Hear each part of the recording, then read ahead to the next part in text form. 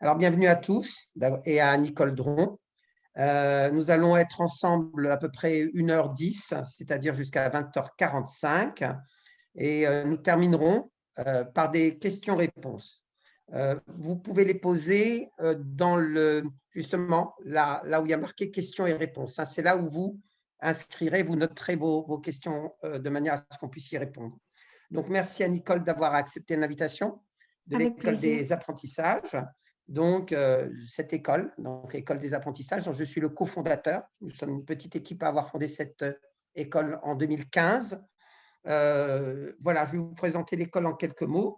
Cette école s'est donnée comme objectif de proposer en fait un riche panel de témoignages, d'enseignements sur toutes les sagesses du monde, autour de 3 champs: le champ de la psychologie, le champ de la philosophie et le champ de la spiritualité.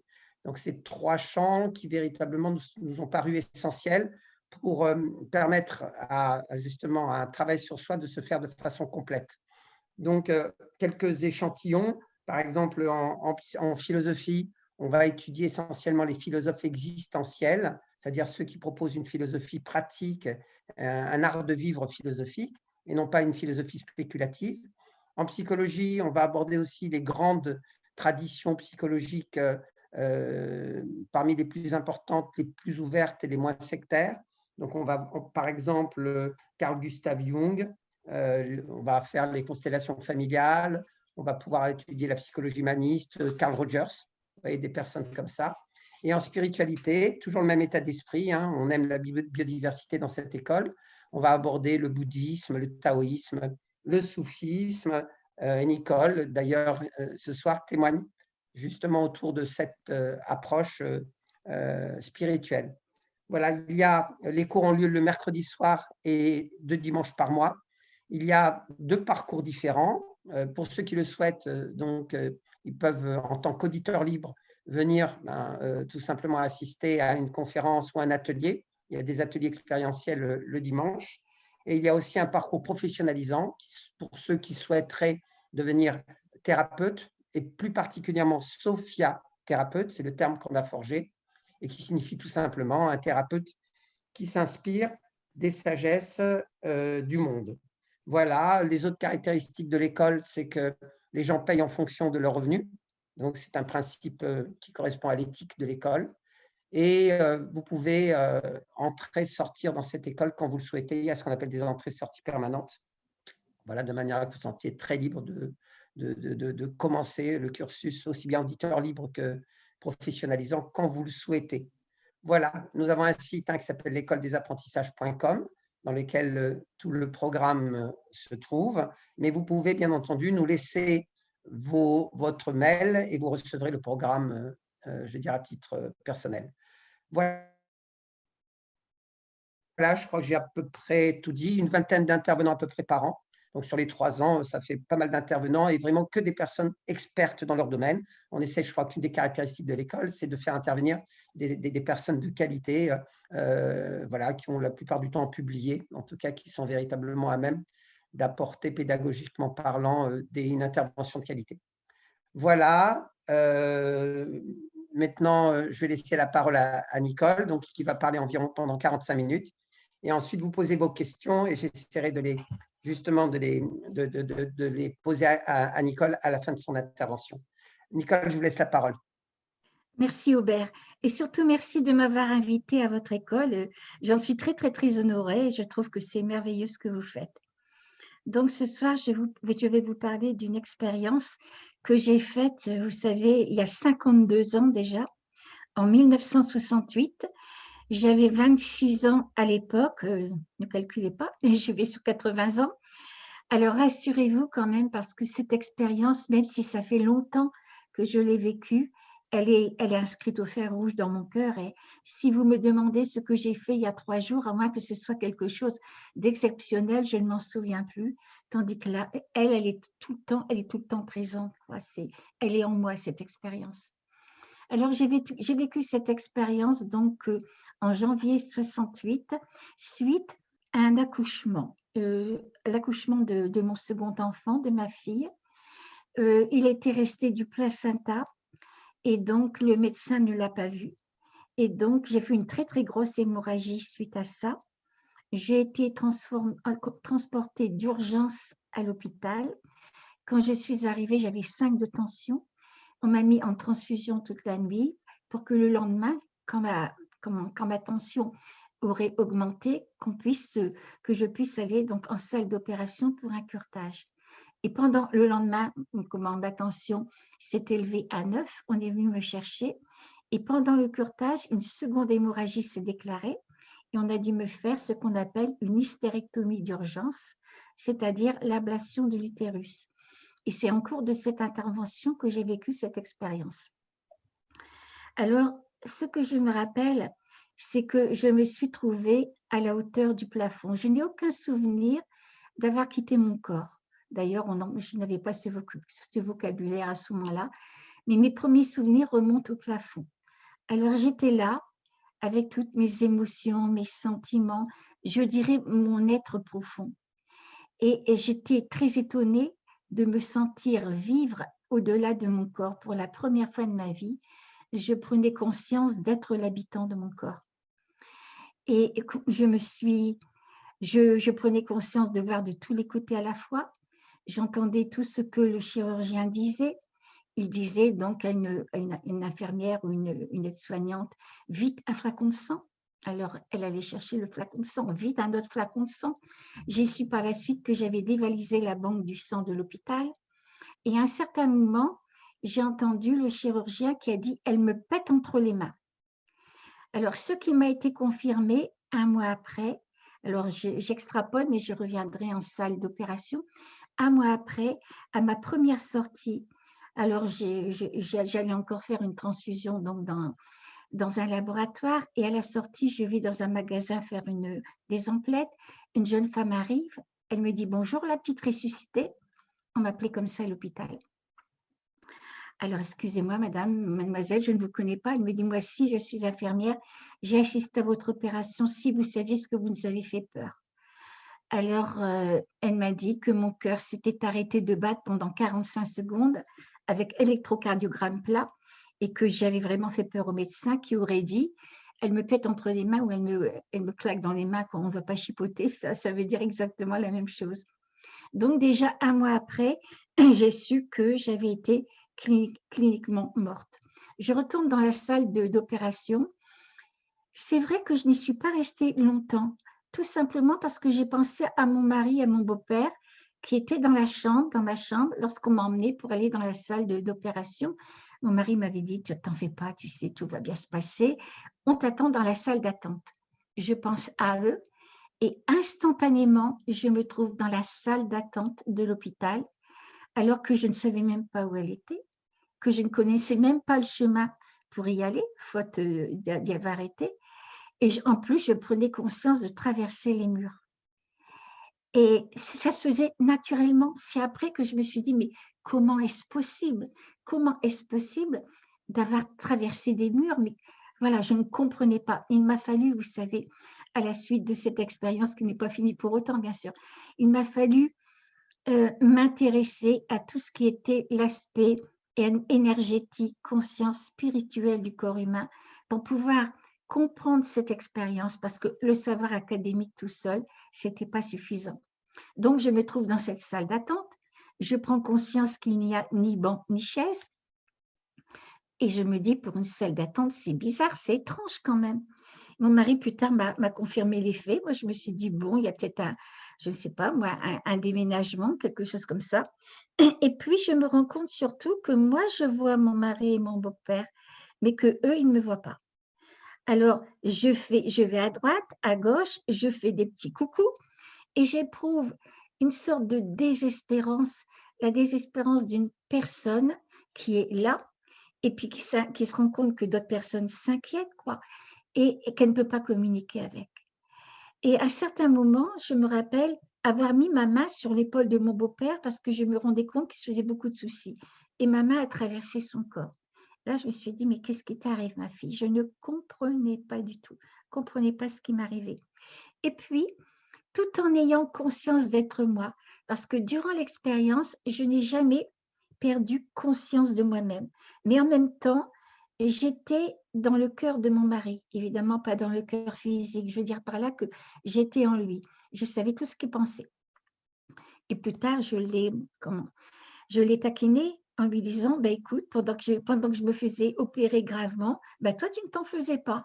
Parce que j'étais en lui, bon, lui, il attendait tout simplement, il ignorait la gravité de l'opération que je passais, il attendait. Et puis, derrière ça, disons, je savais qui mon mari était. Non pas en tant que personnalité, mais en tant qu'essence, voilà. Je me rappelle avoir pensé à mes enfants. J'ai mon aîné qui avait 2 ans, qui était confié à mes beaux-parents, et ma petite fille qui devait être confiée à mes parents.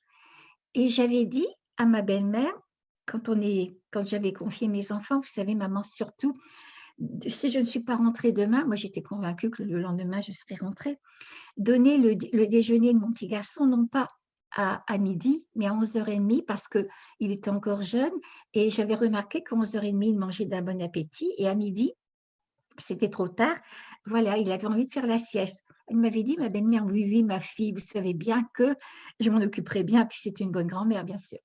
Et je pense à mon petit garçon et je me trouve instantanément dans la maison de mes beaux-parents. Et j'étais donc emmenée en salle d'opération vers 12h30, vous voyez.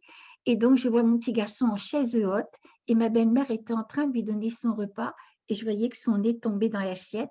Et je n'ai pas pu m'empêcher de me dire, mais je lui avais pourtant dit hier, mais sans méchanceté, bien sûr, c'était une constatation tout simplement. Et je pense à ma petite fille qui devait être chez mes parents. Je me trouve chez mes parents. Bien sûr, ni l'un ni l'autre, aussi bien mes parents que mes beaux-parents ne m'ont vue. Et alors, ma petite fille ne s'y trouvait pas parce que mes parents avaient déménagé quelques jours auparavant. Au mois de janvier, en plein hiver, il faisait froid, ils n'arrivaient pas à réchauffer la maison. Donc, elle avait été confiée à une tante. Mais le matin même, et ça, quand même, ça a son importance, mon mari avait apporté à maman un drap maculé de sang, excusez-moi pour les détails, mais qui sont importants quand même, qu'on m'avait mis entre les jambes lorsque j'étais à l'hôpital, en attendant de s'occuper de moi. Et donc, évidemment, on suivait à la trace et maman était en train de dire à papa, mon Dieu, dans quel état elle est, notre fille, tu te rends compte? Elle s'est vidée complètement. Et mon père disait, vite, on va conduire, j'avais encore un petit frère qui avait 11 ans à l'époque, vite, on va conduire Alain à l'école pour être tout de suite là quand elle se réveillera. Et plus tard, ça s'est révélé exact.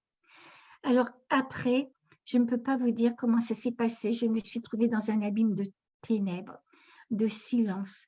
J'étais seule au monde. C'était quelque chose d'incroyable parce que quelquefois, on peut avoir cette impression-là, admettons, si on est dans une chambre avec les volets fermés, où il n'y a pas arrêt de lumière, voilà, c'est l'obscurité. Tandis que là, cette obscurité, mais c'était plus noir que noir, elle s'accompagnait d'un néant, quoi. Voilà. Et là, j'ai quelque part en moi, je crois que je me suis affolée et j'ai pensé à ce qu'on m'apprenait lorsque j'étais jeune, que j'allais au catéchisme, parce que là, je me suis dit, ça y est, ma fille, tu es morte. Mais en même temps, je n'étais pas morte parce que j'étais plus vivante que jamais. Parce que même si je ne voyais rien et tout ça, j'ai l'impression d'avoir été plus intelligente que je ne le suis maintenant.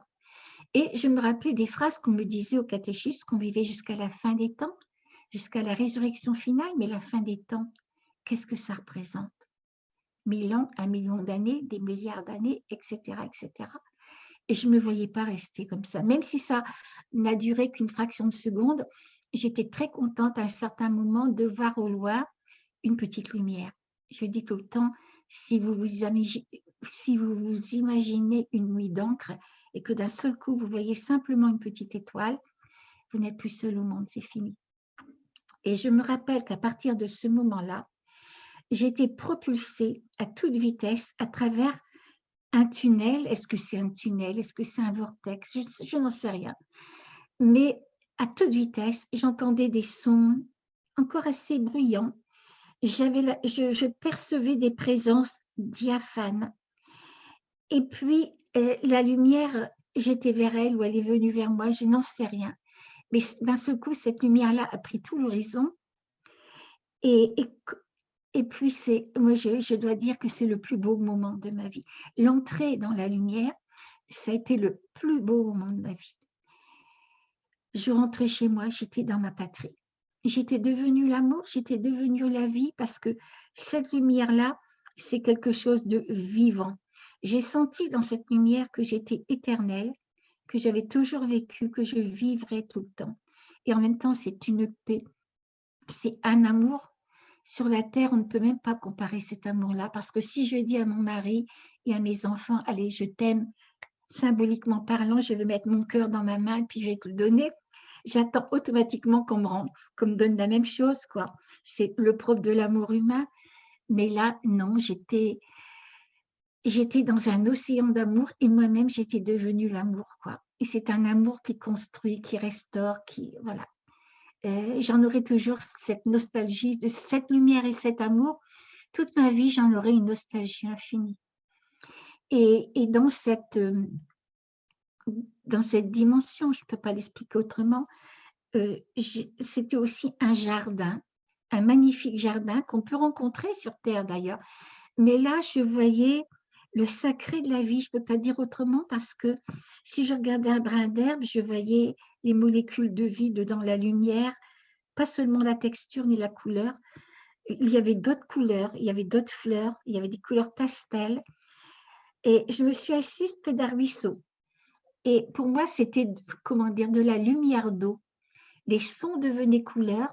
Ce qui est formidable, c'est que je ne me sentais pas plus importante qu'un brin d'herbe, qu'une note de musique, je ne sais pas, qu'un parfum, que le souffle du vent. Je n'étais pas plus importante que ça. J'étais la vie. J'étais la vie, tout simplement. Et j'ai pensé à ce moment-là que, eh bien, qu'on devrait, quand on a perdu un être cher, et c'est le désespoir souvent, surtout quand on a dans la tête que c'est fini pour tout le temps, quoi. Eh bien, si on savait que ces êtres-là ont retrouvé cette lumière ou sont en route pour retrouver la lumière, et je crois que ça serait très réconfortant.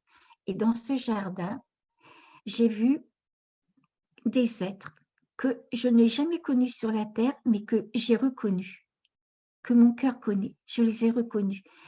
Alors, je me trouvais très, très petite devant eux parce que j'avais l'impression que j'étais comme un livre ouvert, qu'ils savaient tout de moi.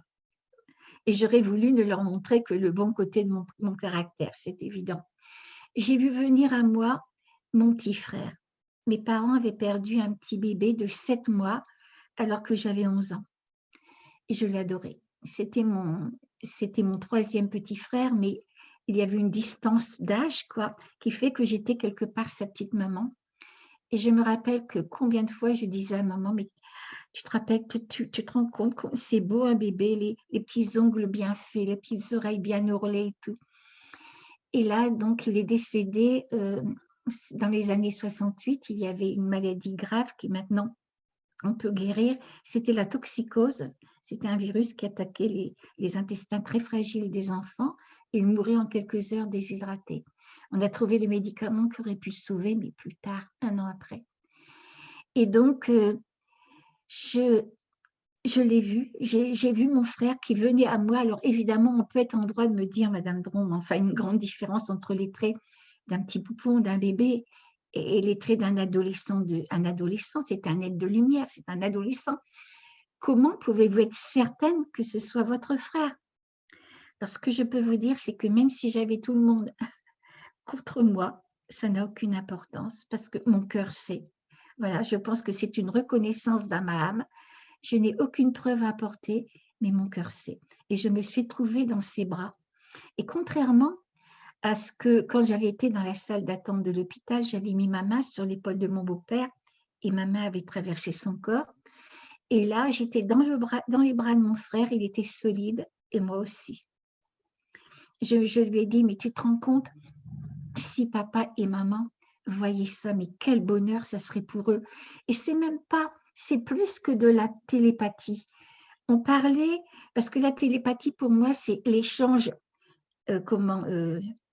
intellectuel de pensée entre une personne et une autre, tandis que là, c'est plus que ça dans le sens où il y avait cet échange de pensées, mais de sentiments aussi, d'émotions.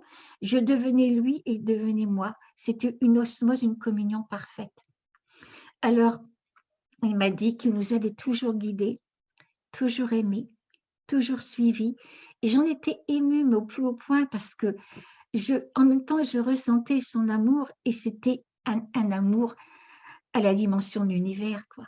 Voilà, il nous aimait sans jalousie, sans possessivité et tout ça. J'ai rencontré le frère de mon mari, Jacques, qui était décédé à 25 ans suite à une noyade. Mon mari avait 14 ans à l'époque. Évidemment, je ne connaissais Jacques que sur photo. Et pourtant, il est venu vers moi. Et je me suis rendu compte combien il m'aimait. Il m'aimait, ce frère-là. Et puis, comment vous dire ça? En 45 secondes, j'ai vécu des millénaires. J'ai vu la jeunesse de la Terre. Je voyais des géants parcourir la Terre. J'ai eu des informations sur des civilisations disparues. Ça passait très, très vite. Mais je me rappelle du mot l'Atlantide. On me disait que Dieu était la force, le mouvement et la vie. Et que tout ce qui allait dans le sens de l'unité, c'était bien.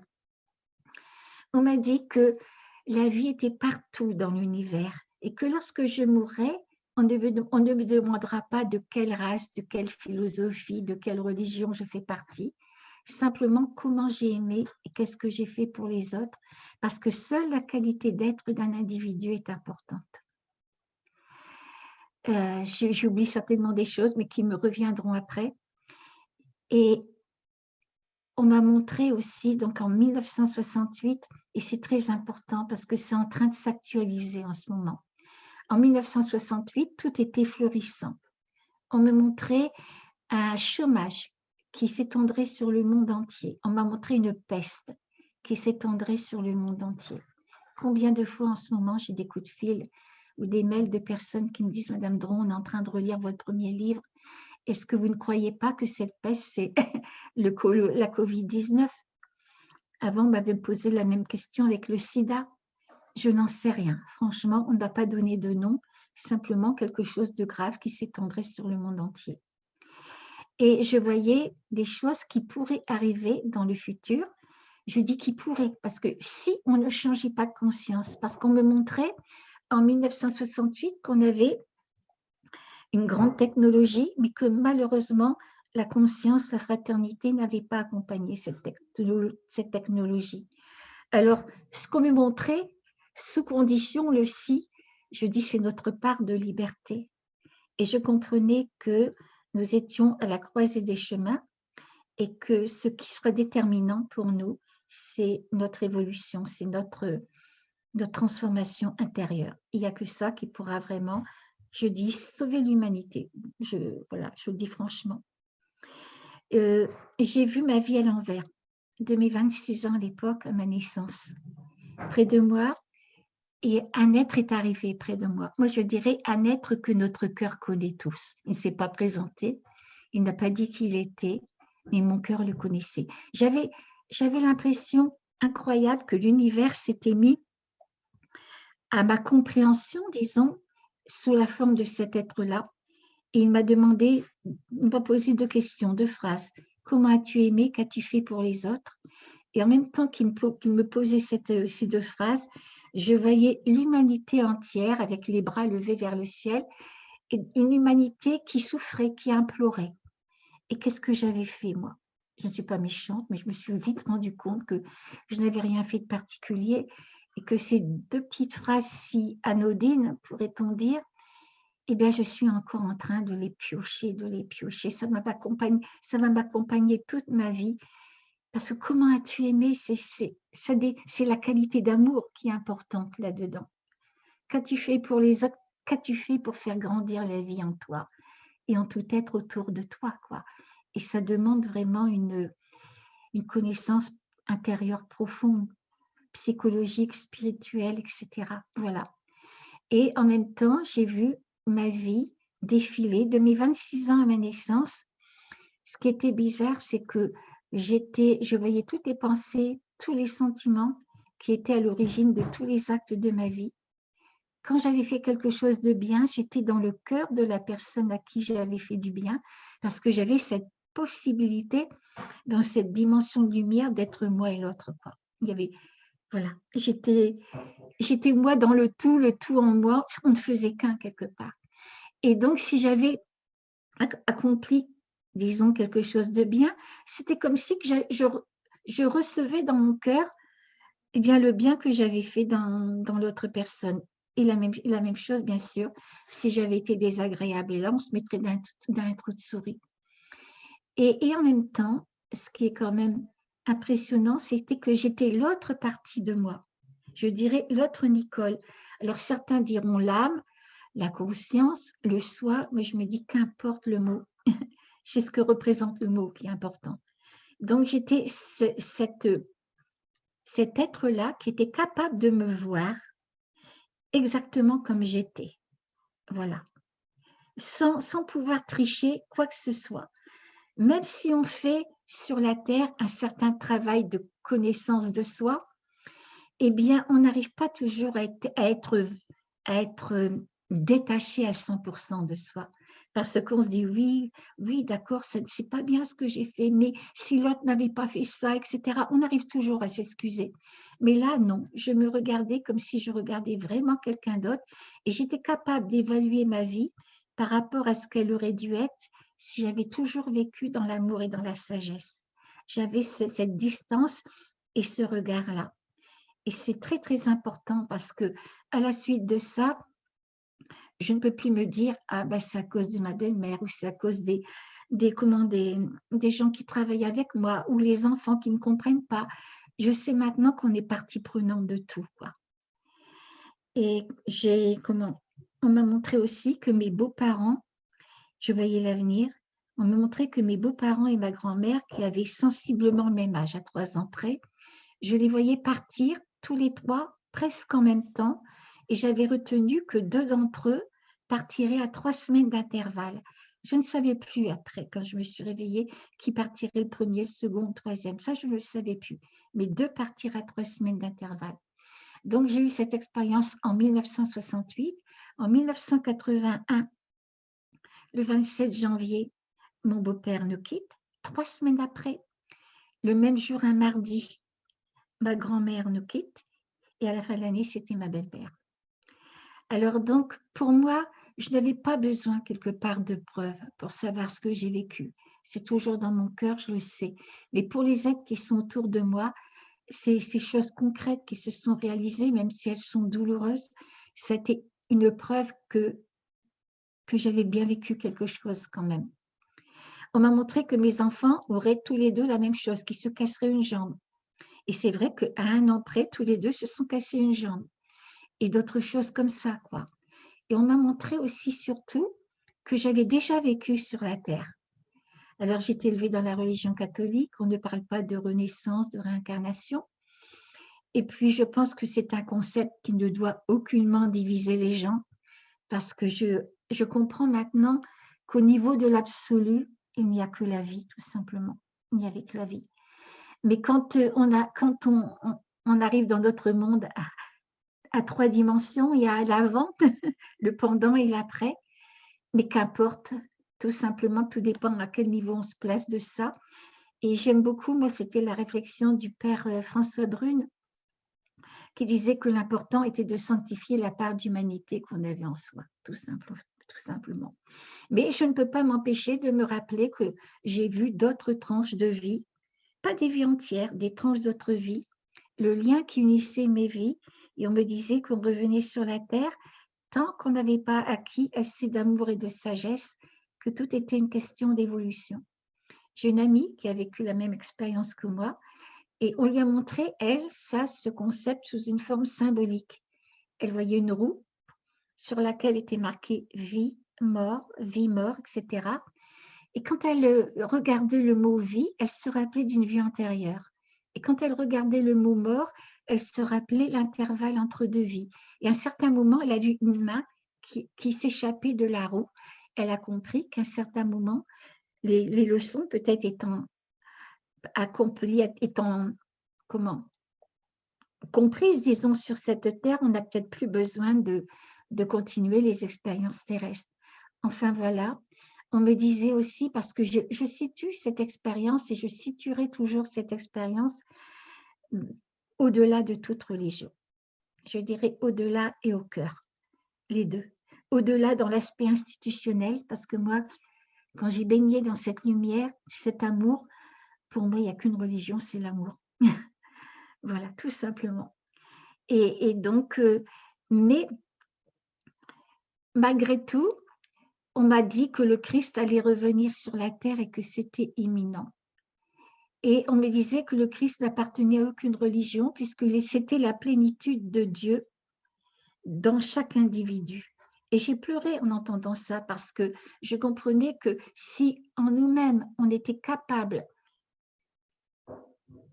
si on est comme un bouton de rose, par exemple, si on était capable d'épanouir la rose de notre cœur, eh bien, fini les guerres, fini les choses difficiles qui nous attendent et qui sont simplement le résultat de notre incapacité à aimer, tout simplement.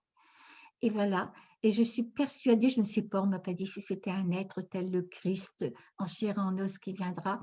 Moi, j'ai le sentiment que on est peut-être en ce moment le retour du Christ et là en nous en ce moment, parce qu'on est tous obligés de faire une transformation intérieure des plus profondes. Et voilà, et c'est peut-être ça le retour du Christ, c'est s'intérioriser pour apprendre qui on est, tout simplement qui on est.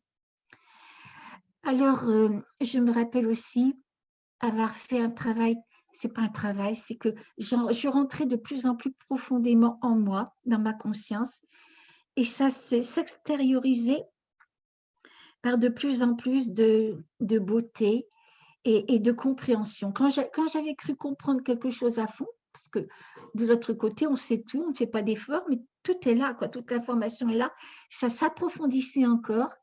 Et je me rappelle m'être retrouvée dans une ville de lumière, d'or et de pierres précieuses, c'était magnifique.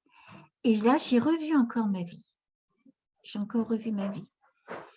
Et puis, on m'a posé la question, est-ce que je voulais rester de l'autre côté ou est-ce que je voulais revenir sur la terre? Ça peut paraître monstrueux, ce que je vais dire, parce que j'ai un mari et 2 petits-enfants que j'adore. Eh bien, de l'autre côté, je n'avais pas envie de revenir. Je n'avais pas envie de revenir parce que j'étais chez moi. Et plus tard, quand j'ai dit ça à mes enfants, je me suis rendu compte qu'ils étaient surpris, ils ont peut-être eu mal au cœur. Mais j'ai dit, mais imaginez-vous, je serai moi et tout à la fois. Je ne perdrai rien de l'autre côté. C'est vous. Alors, je dis tout le temps que si j'avais pu m'accrocher à la pointe ultime de moi-même, je veux dire à mon âme, quoi, tout ce qui est le plus élevé en moi, j'aurais pu remettre mon mari et mes enfants dans les bras de la providence divine en sachant que tout irait bien pour eux. Mais si je redevenais plus ou moins humaine, si je redescendais dans ce niveau vibratoire humain, je ne voulais pas que mes enfants soient orphelins et je ne voulais pas qu'ils tendent les bras à quelqu'un d'autre que moi. Je voulais que mon mari soit heureux, mais surtout pas dans les bras d'une autre femme. Et voilà. Et donc, on m'a dit, alors, est-ce que c'est mon incapacité à rester de l'autre côté ou est-ce qu'il le fallait pour une raison ou une autre? On m'a dit que je reviendrai sur la terre, mais que j'oublierais beaucoup de choses parce qu'il le fallait. Et moi, je me suis dit, oh là là, ils veulent que j'oublie beaucoup de choses, je vais faire en sorte de m'en rappeler. Et pourtant, quand je me suis réveillée, c'est tout un voile, je n'ai ramené que des miettes. Mais on m'a dit que si j'avais accepté de rester de l'autre côté, j'aurais toujours pu être dans le cœur de mes enfants. Et là, j'ai dit ça pendant des années et des années lorsqu'on m'a demandé de témoigner de cette expérience. Et je me rappelle qu'un jour, j'étais en Belgique. Un monsieur m'a fait une très belle lettre. Je lui ai demandé l'autorisation d'ailleurs d'en parler. Il me disait, Madame Dron, lorsque vous aviez dit que vous auriez toujours pu être dans le cœur de vos enfants, moi j'étais dans la salle derrière un pylône et je pleurais. J'ai perdu mon épouse récemment. Elle a fait une très très grave maladie. J'ai encore une petite fille de 11 ans en charge. Et lorsque sa maman était gravement malade, la nuit, quelquefois, elle venait faire un câlin dans le lit avec sa maman parce qu'elle sentait bien qu'un jour, eh bien, il n'y aurait plus de maman, quoi. Et ce jour-là est arrivé et 1 mois après, le papa lui a dit, mais enfin, je ne te comprends pas.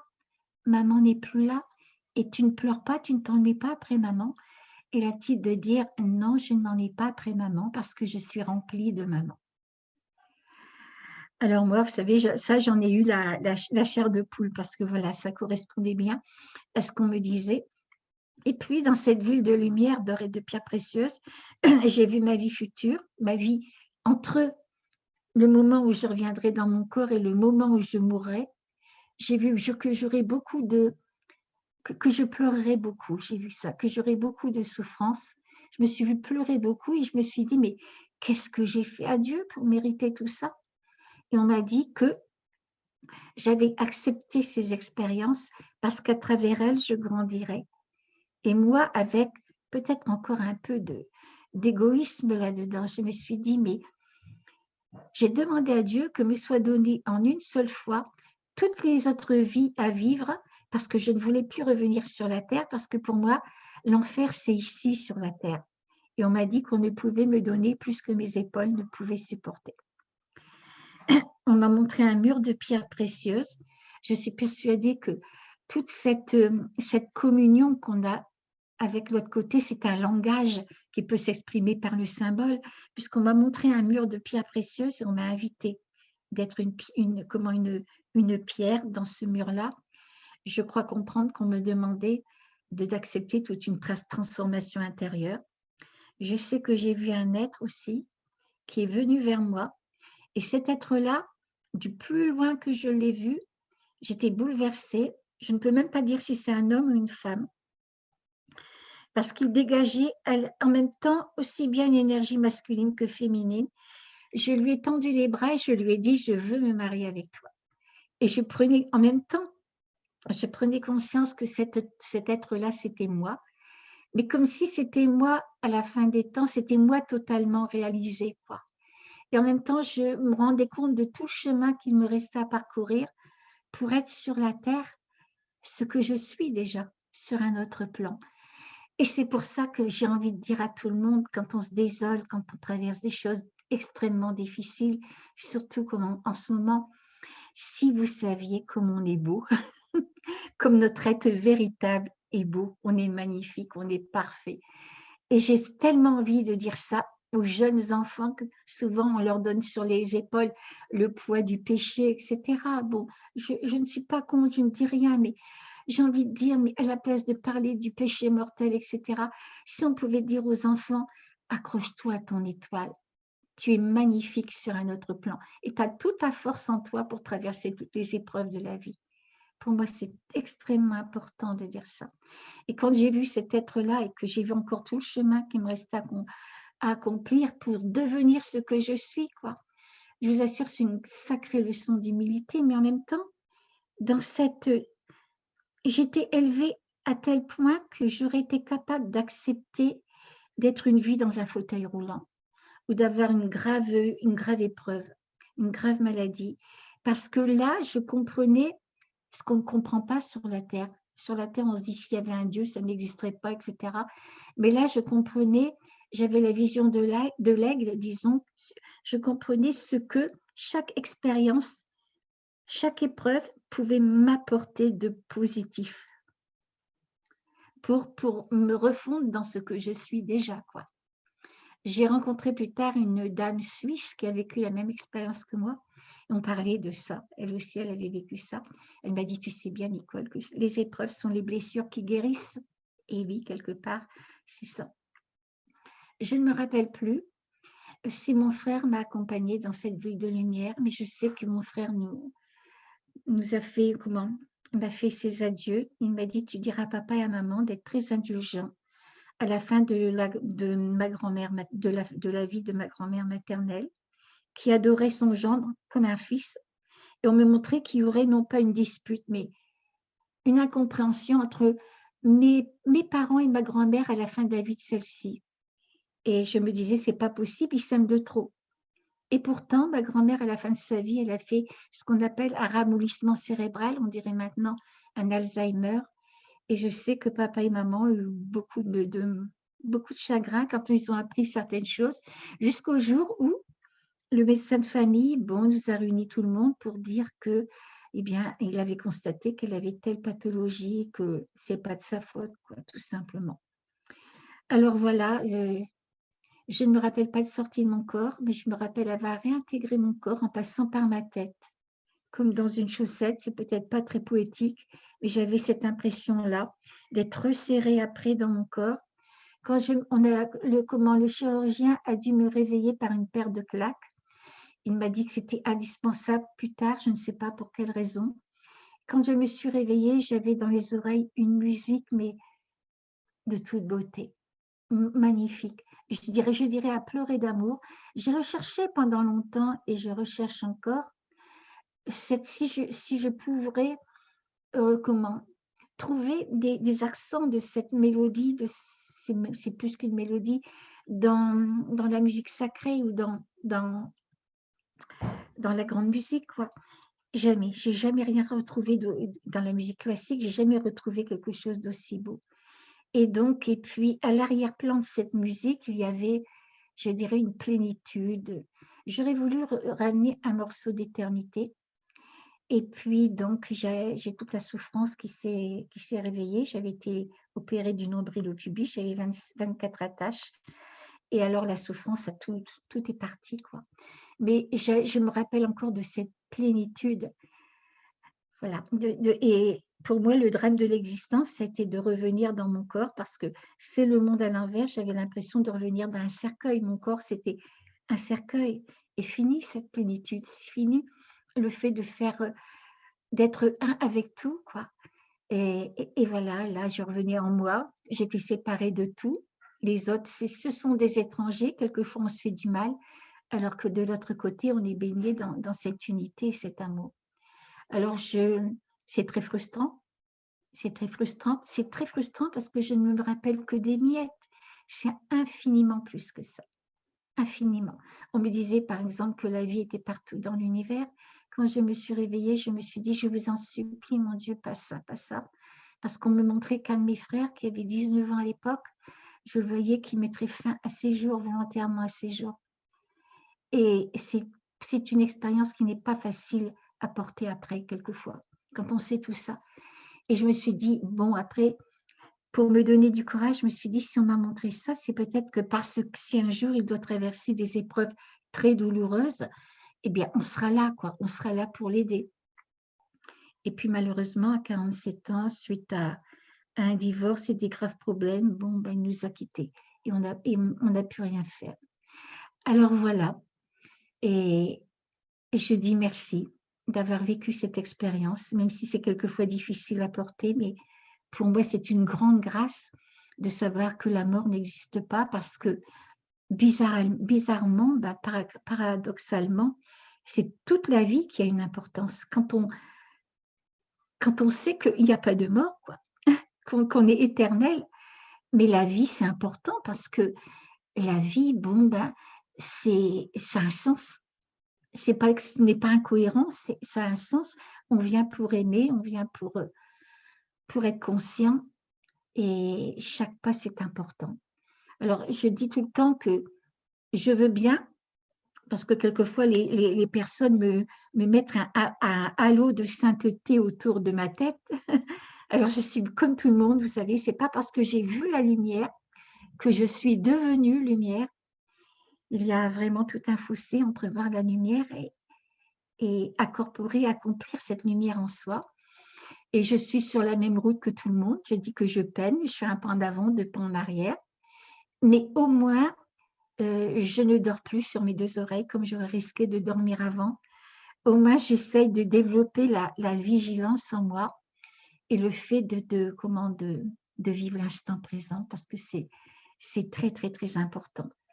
Et cette expérience m'a ouvert des horizons insoupçonnés. Pendant très longtemps, je ne pouvais pas en parler parce que j'avais peur d'être considérée comme une folle. Et puis après, j'ai osé être moi-même et c'était le début d'un grand chemin intérieur qui n'est pas encore fini d'ailleurs. Et puis donc, de pouvoir savoir que la mort n'existe pas, comme je l'ai dit tout à l'heure, la vie a pris toute son importance et je m'intéresse à des sujets comme tout ce qui est la médecine, mais pas simplement la médecine allopathique. Pour moi, c'est très important aussi tout ce qui est la médecine énergétique, mais tout ce qui est aussi la prière, la méditation, la conscience, etc. Et je suis ravie qu'en ce moment, eh bien, les consciences s'ouvrent. Les consciences s'ouvrent et il y a quelque temps, ça m'aurait embêté de mourir parce que je n'avais pas vu assez d'ouverture. Mais maintenant, à mon âge, j'ai vu qu'en une cinquantaine d'années, surtout ces 30 ou 20 dernières années, eh bien, tout un chemin a été réalisé et je crois qu'on n'est qu'au début de découvertes incroyables. Voilà, je vous remercie. J'espère que je n'ai pas trop débordé. Je ne vous entends pas. Je remets mon micro. Merci. Voilà, il est 21h20, c'est parfait, hein. On va avoir environ 25 minutes pour pouvoir répondre aux différentes questions, hein. Donc, je vous invite à poser les questions là où il y a marqué questions et réponses. Mais avant de répondre aux questions, j'aimerais bien qu'on resitue un petit peu votre expérience dans tout ce qui a été écrit, dans tout ce qui se dit. Donc, Oui. Raymond Moody a écrit un livre, un best-seller en 1975 qui s'appelle La vie après la vie, et qui a été véritablement le point de départ de cet intérêt pour cette expérience que vous venez de partager. Et où on voit en effet qu'il y a énormément de personnes dans le monde entier qui aujourd'hui Oui. témoignent un peu de la même façon que vous, peut-être pas aussi brillamment que vous, ni avec autant de cœur, mais qu'ils le font aussi. Alors la première question que je peux vous poser, j'imagine que vous avez peut-être des informations à ce sujet, c'est il y a combien de personnes sur Terre qui vivent ce genre d'expérience? Est-ce que c'est rare? Est-ce que c'est fréquent? Est-ce que vous le savez? Alors, je ne peux pas vous dire combien de millions exactement, mais ça se chiffre en termes de millions. Il y a l'Institut Gallup aux États-Unis qui, je ne sais plus combien, il y a peut-être déjà 20-30 ans, mais ce sont des millions de personnes qui vivent ça. Et je suppose que c'est à cause de la réanimation. Voilà, on est en réanimation et voilà. J'avais participé au premier congrès de Sonia Barkala, donc en 2000. Oh là là, 2006, 2006 exactement, le 17 juin 2006 à Martigues. Et donc, il y avait, comment dire ça, le docteur Pim van Lommel des Pays-Bas, qui est cardiologue, qui avait réanimé, qui avait réanimé, oui, des personnes qui avaient vécu cette expérience, et puis d'autres personnes qui avaient donc un infarctus, qui ont été opérées du cœur et qui étaient cliniquement mortes, mais qui ne se rappelaient pas avoir vécu cette expérience. Et ce docteur, le docteur Pim van Lommel, leur a proposé d'accepter, si elles le voulaient bien, donc l'hypnose. Et parmi ces personnes qui ont accepté d'être hypnotisées, je pense si je me rappelle bien, qu'il y avait 60% des personnes qui se sont rappelées après de leur expérience. Vous voyez? Oui, donc c'est vraiment énorme, énorme, énorme. C'est Alors, il y a des énorme, questions. mais partout dans le monde, c'est énorme. D'accord. Et c'est des témoignages qui ont tous des points communs, j'imagine, c'est-à-dire que cette histoire de tunnel, cette histoire de lumière, ces Oui. entités que l'on voit, ce sentiment d'être plus ou moins justement des témoins d'un projet cosmique autour de l'amour, etc. Tout ça, c'est Oui, oui, oui, commun à toutes les quel, expériences. quel que soit le pays, quelle que soit la religion, voilà, il y a, bien sûr, on remarque que les personnes, par exemple, dans la religion catholique, certaines personnes disent qu'elles ont vu, admettons, un être de lumière qui s'apparente à un ange ou le Christ ou ceci, cela. D'autres diront une déité de leur religion. Mais qu'importe ça, je pense que c'est inévitable parce que ça passe à travers le filtre de ce qu'on est finalement. Mais derrière ça, il y a une expérience commune. Et cette expérience commune, pour moi, c'est vraiment cette immersion dans cet amour et dans cette lumière. Il y a vraiment cette dimension du sacré en chaque être humain, même si on n'est pas religieux dans le sens traditionnel du terme. Il y a le sacré. Alors, parmi les autres questions, il y a une question qui demande combien de temps s'est écoulé pendant lequel toutes ces images et pensées sont passées dans votre esprit. On m'a dit, c'est quelque chose que j'ai demandé donc à l'infirmière quand je l'ai rencontrée, elle m'a dit que 45 secondes. Voilà. j'étais cliniquement morte 45 secondes. Moi, je n'ai pas été vérifiée, bien sûr, hein, je n'en sais rien. C'est d'après ce qu'on m'a dit. Mais c'est-à-dire cette expérience que vous avez racontée, qui nous a pris pratiquement 45 minutes, dans le temps 45 humain terrestre, ça s'est passé pendant 45 secondes, c'est ça? En 45 secondes, oui, mais j'ai vécu des millénaires en 45 secondes, parce qu'il n'y a plus de temps, mais je ne peux pas expliquer ça de l'autre côté. J'ai essayé plus tard, vous voyez, j'avais des enfants qui étaient adolescents, bon, ils me faisaient exactement les mêmes réflexions, et je leur disais, mais imaginez que vous venez de découvrir une petite source. Elle se transforme en petit ruisseau. Le ruisseau va voilà, il va couler pendant 15 kilomètres avant d'aller se jeter dans la mer. Vous allez être sur la berge du ruisseau. Il faudra combien de temps pour aller de la source à la mer? Un certain temps. Un avion qui est au-dessus, il voit tout en même temps. Mhm. Voilà. Oui, d'accord. Moi, je n'ai pas, je crois que c'est la physique quantique qui peut peut-être maintenant le mieux expliquer tout ça. Mais c'est vrai que dans la dimension où j'étais, il n'y avait plus de passé. Le passé se fondait dans le présent, le futur aussi se fondait dans le présent. Je ne peux pas expliquer ça. Mhm. Oui, oui. Alors, il y a une autre question qui est posée, c'est par rapport à justement tout ce que vous avez vu et qui est arrivé. Est-ce que Oui. ça veut dire, selon vous, que les choses sont déjà inscrites? Est-ce que ça veut dire qu'il y a un destin, une fatalité?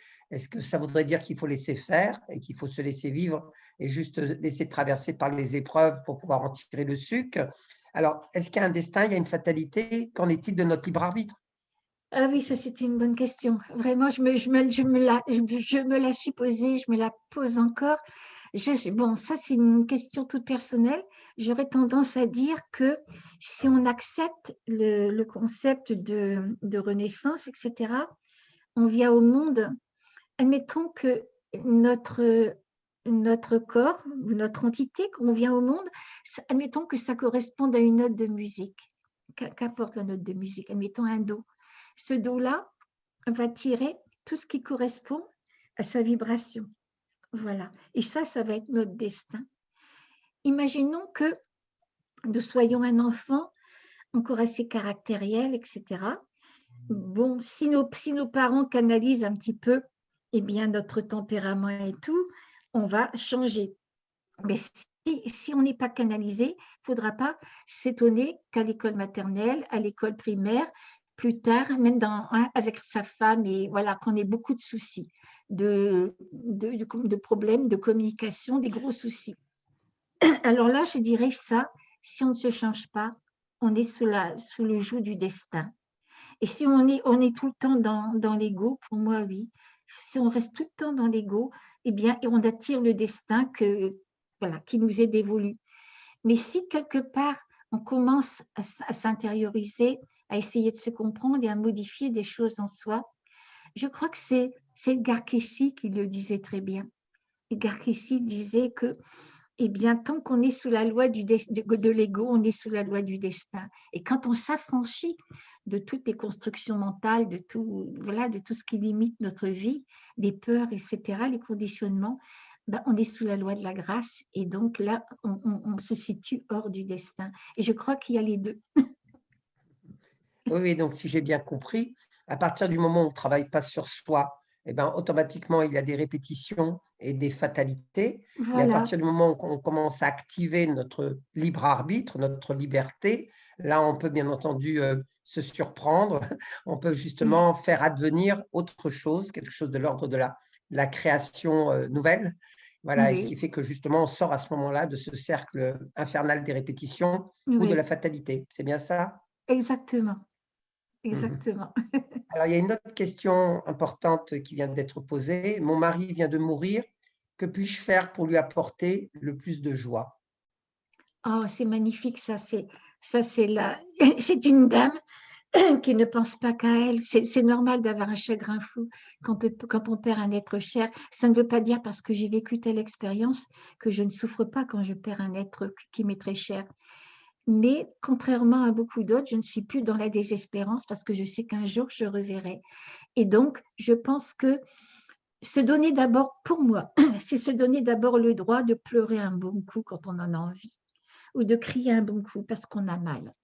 Il faut se donner le droit là, mais surtout quand ça va mieux, quand la paix commence à venir s'installer, qu'il y a une belle journée ensoleillée, qu'on voit une fleur qui s'épanouit, excusez-moi, eh bien, savoir que eux, ils sont dans une dimension vraiment d'amour et qu'ils voudraient partager cet amour avec nous, et que c'est quand on, quand on se place dans cet amour-là qu'ils peuvent encore le mieux, que cette communion-là, elle peut encore mieux se faire. Et je pense que ce serait une grâce formidable, un cadeau magnifique que vous pourriez lui faire, c'est d'essayer de vous installer au moins dans la paix, voilà, pour retrouver cet amour-là entre vous. Merci. Alors, une question qui est peut-être, bon, elle me paraît intéressante, il faut la poser. Qu'en est-il, ben justement, peut-être la version négative, c'est-à-dire de quelque chose qui pourrait ressembler à un enfer? Est-ce que ça existe? Ou alors, quand il y a de l'amour, il ne peut pas y avoir autre chose que l'amour? Je ne sais pas, bon, il y a certaines personnes qui ont vécu la même expérience que moi, elles ont fait l'expérience de choses désagréables, disons désagréables. Je pense que moi, l'enfer, c'est notre éloignement avec l'amour, tout simplement. Voilà, c'est notre éloignement avec l'amour. Mais c'est vrai que j'ai reçu des mails et des lettres de personnes qui avaient fait des NDE négatifs, comme on dit, hein, qu'elles s'étaient retrouvées de l'autre côté, et avant d'aller dans la lumière, et elles n'ont pas eu la chance d'aller dans la lumière, elles ont vu cette lumière, mais elles ont été rappelées dans leur corps avant d'y aller, et donc elles avaient l'impression de monstres qui couraient après, des choses comme ça, des serpents, des choses désagréables. Et évidemment, ça fait peur, ça leur a fait peur. Et je me rappelle un jour d'un homme jeune qui m'a téléphoné pour me dire qu'il avait eu cette expérience et qu'il n'osait plus sortir de cette maison parce que de l'autre côté, il a vu des formes géométriques qui allaient vers lui, et il a eu cette impression d'être mangé, qu'il allait être mangé, avalé, comme il m'a dit, par ces formes géométriques. Et c'est dommage que je n'ai pas pris son numéro de téléphone parce que quelques mois après, j'ai eu en ma possession un livre, et c'était un maître tibétain, donc, qui disait à son disciple qui venait de mourir, parce que les maîtres tibétains accompagnent une quarantaine de jours leurs disciples, paraît-il, et il disait: noble disciple, ne t'étonne pas si tu vois des formes des reptiliennes, des formes, même des lances ou des choses comme ça, des choses désagréables qui vont vers toi. Essaie de traverser ça le plus paisiblement possible. Ce ne sont que les formes pensées de l'univers et les formes pensées que chacun d'entre nous on peut avoir. Et c'est vrai que la forme pensée, si tout le monde, on a eu des pensées de colère, voilà, et ça peut se manifester, paraît-il, de l'autre côté, comme par exemple des lances, etc. Et donc, il faudrait que beaucoup de personnes aient cette science, qu'on leur enseigne cette science spirituelle, parce que c'est très important de l'autre côté de savoir ça. Ce sont les plans les plus denses qui sont autour de la Terre, qui sont faits d'énergie dense, négative, et qu'on doit traverser ça, quoi.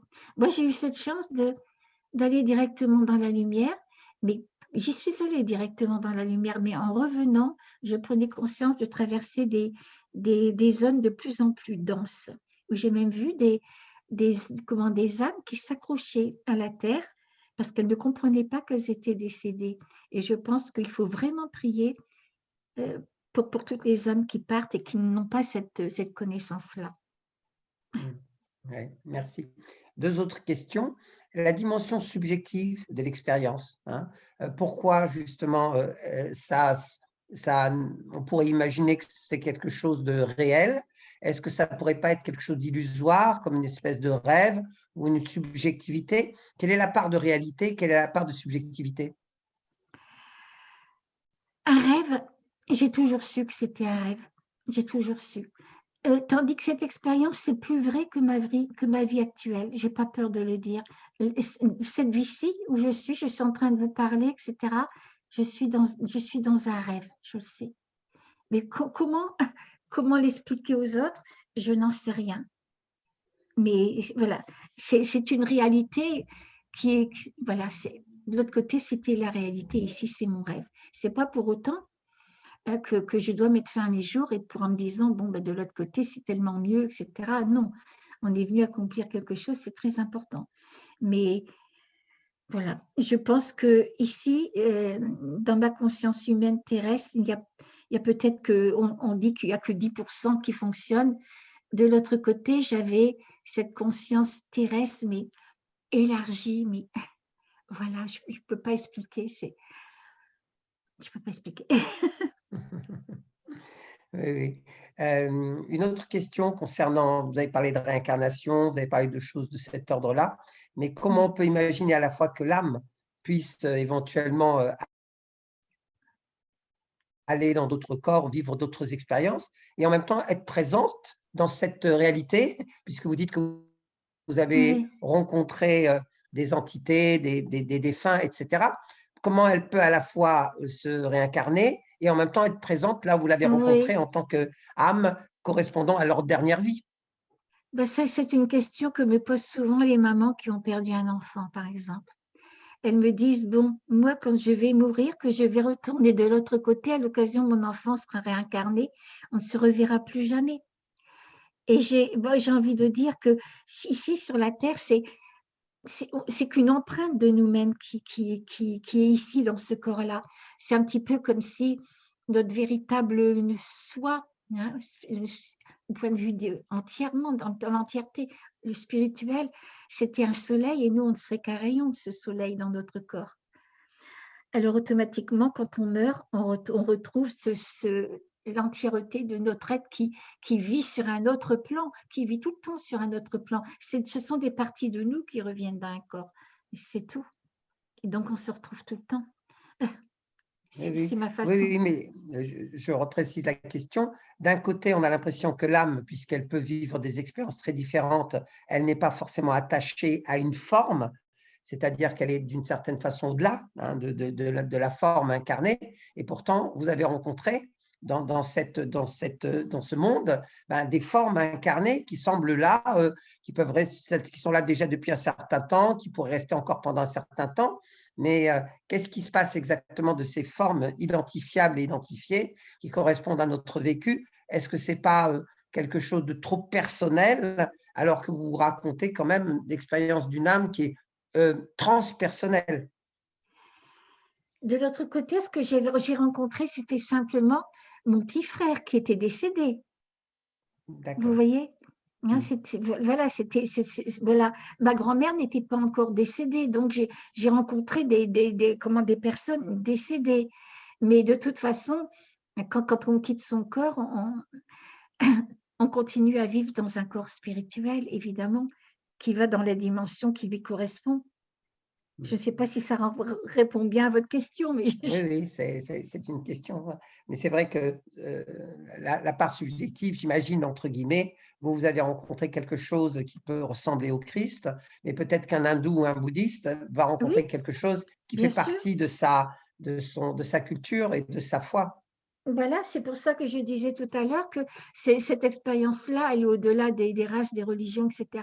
Et certainement que ça rentre par le filtre de ce qu'on connaît et nous, on est obligé d'en parler avec des mots voilà, qui nous correspondent à nous, etc. Mais l'expérience, elle est infiniment plus grande que ça. On arrive quand, même si par exemple, je parlerai de cette expérience avec une musulmane, puisque ça arrive, bouddhiste, etc. Eh bien, même si on emploie des mots différents, mais la réalité derrière ces mots-là, on sait que c'est la même chose qu'on a vécu, quoi, tout simplement. Mhm. Il faudrait pouvoir enlever les noms tels que le Christ, tels que Bouddha, tels que ceci, cela, pour derrière le nom, voir ressentir cette dimension spirituelle. Voilà, voilà, il n'y aurait plus de séparativité là. Les noms D'accord. séparent, mais la réalité ne sépare pas. Mhm. Alors, je crois, Nicole, que vous avez écrit 2 livres. Est-ce que vous pouvez nous en dire un mot? J'imagine qu'il y en a un au moins qui relate ce témoignage, enfin cette Oui. histoire que vous avez vécue. Et puis l'autre aussi, je ne sais pas exactement de quoi il est question. Alors, j'ai écrit 2 livres. Le premier, c'est 45 secondes d'éternité. J'avais l'intention de ne parler que de mon expérience dans ce livre-là. Mais tout en allant, j'étais débordée, disons, très surprise parce que cette expérience se greffe sur un vécu. Et finalement, c'est une petite autobiographie aussi de ma vie.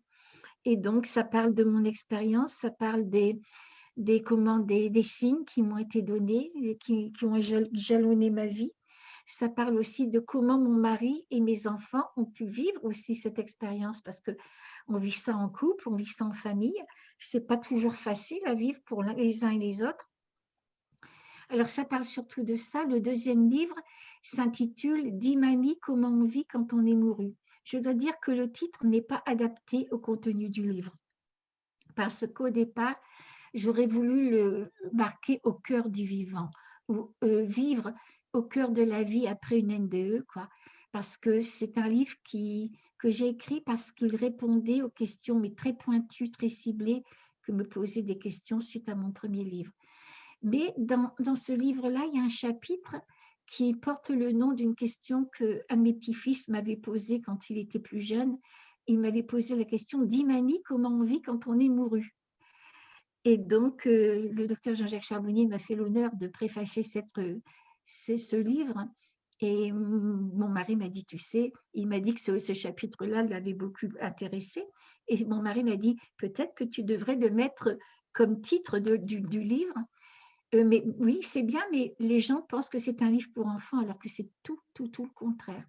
Alors là, il essaye de répondre à des questions, comme tout à l'heure on parlait, Madame Dron, j'ai perdu un enfant, mais si on dit, si on accepte le concept de réincarnation, je ne le reverrai plus jamais. Bon. Après, on parle aussi du karma, de la souffrance, du rôle du pardon, avoir et être.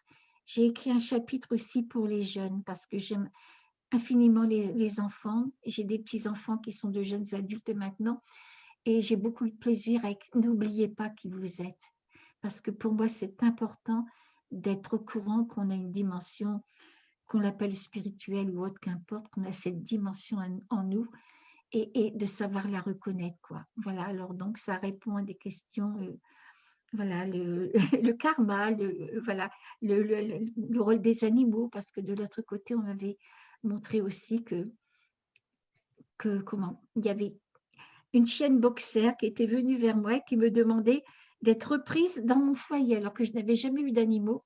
Et je m'entendais dire, oui, ma nénette, je te reprendrai. Et 11 ans après, on l'a eu chez nous et je pense que ce n'était pas un hasard non plus. Voilà, en gros, le contenu de mes 2 livres. Merci. Une dernière question, parce qu'on arrive bientôt au terme de cette Oui. conférence.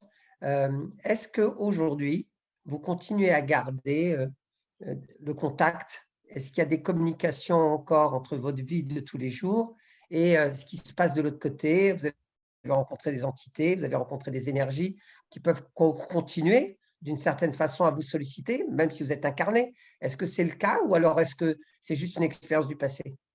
C'est une expérience du passé, mais il m'arrive quand même, mon mari est quelquefois très étonné par les synchronicités, entre guillemets, les hasards qui ne sont pas des hasards, les signes qui me sont donnés, moi, ça se manifeste surtout par des songes profonds. Alors oui, oui, j'en parle surtout dans mon premier livre de ça. Oui, bon, c'est pas, ça m'est arrivé d'avoir une fois un contact dans une méditation, ou une fois, je me rappelle que même si vous voyez, j'ai vécu cette expérience et je sais que la mort n'existe pas, quand j'ai perdu mes beaux-parents et ma grand-mère et d'autres personnes presque en même temps, c'était très difficile aussi pour moi parce que si je suis humaine et j'ai toujours aimé un morceau de musique, c'est Jésus que ma joie demeure de Jean-Sébastien Bach. Vous voyez. Eh bien, un jour, donc au soir, nous étions mon mari et moi couchés et on n'a pas de télévision ni même d'appareil pour écouter de la musique. Et je suis devenue musique. J'avais l'impression qu'au niveau du ventre, là, du hara, eh bien voilà, c'est tout un orchestre. Et donc, j'ai entendu peut-être pendant, je ne sais pas, 5 ou 10 minutes, ce morceau de musique. Alors, ça m'est arrivé, mais très rarement, d'avoir comme ça des petits coucous de l'autre côté. Et je les remercie. Mais ce n'est pas tous les jours, loin de là. Voilà, bah, très bien. Bah, merci beaucoup, on arrive au terme. J'essaie de vous écrire là quelque chose concernant éventuellement la possibilité de continuer à garder le contact avec l'école pour ceux qui le souhaitent, mais je vais vous le donner oralement. Donc, pour ceux qui souhaiteraient vraiment connaître un peu mieux cette école, vous pouvez appeler Carole Théo au 06 62 59 34 01. Carole Théo, elle se fera un plaisir de répondre à toutes vos questions. Donc, on continue là prochainement, on va avoir justement un cours sur Jésus, sur les évangiles, sur l'approche de l'école. Je trouve que vous avez admirablement, comment dire, témoigné, en tout cas votre témoignage ressemble beaucoup à ce qu'on présente dans le cadre de l'école. Quelque chose de non sectaire, quelque chose d'ouvert, quelque chose de plein d'amour, quelque chose dans lequel on aime la biodiversité et l'altérité, quelque chose dans lequel on ne cherche pas à convaincre, mais on cherche véritablement à rencontrer, à témoigner, à partager. Et vraiment, c'est magnifique. En tout cas, j'apprécie beaucoup cette ouverture d'esprit, cette universalité, et en même temps, cette prise de conscience que, en effet, même s'il existe une réalité universelle, on ne peut l'exprimer qu'à travers notre incarnation, notre histoire, et forcément notre langage et nos mots. C'est Bien sûr. impossible de faire autrement. Mais justement, il faut créer l'interface, il faut être polyglotte. Merci beaucoup, Nicole. On arrive au terme Merci, de cette Hubert. conférence. Ça a été un vrai plaisir Et pour vraiment moi de aussi. pouvoir profiter de ce précieux témoignage. Voilà, et puis peut-être qu'on aura l'occasion de vous revoir dans le cadre de l'école. Avec grand plaisir. Bon, vous savez, moi, pour aller à l'école maintenant, je suis quand même une dame d'un certain âge et j'ai des problèmes pour me déplacer maintenant importants. Donc, voilà. Ça limite beaucoup de choses. Ben, vive la technologie alors. Voilà.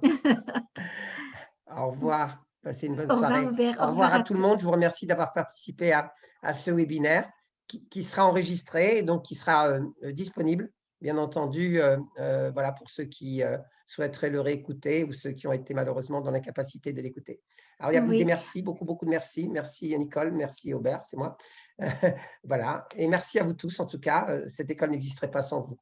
Passez une très, très bonne Est-ce que je soirée. peux rajouter, est-ce que je peux rajouter Oui, quelque bien chose? sûr, bien Tout sûr. à l'heure, j'ai parlé d'un livre magnifique qui pourrait vraiment Oui, oui, intéresser. rappelez-le. Voilà, ça s'appelle, attendez, Le souffle du dévoilement et de Monsieur Philippe Marconnet. Je dis ça parce que j'ai jamais lu un livre où il parle de ce souffle-là, qu'on peut dire souffle divin, souffle n'importe quoi, mais qui est aussi près de la réalité que les mots n'arrivent pas à dire. C'est quelque chose de magnifique. Voilà, Merci beaucoup, Nicole. Très bonne soirée avec à tout le plaisir. monde et bonne nuit. Au revoir. Au revoir.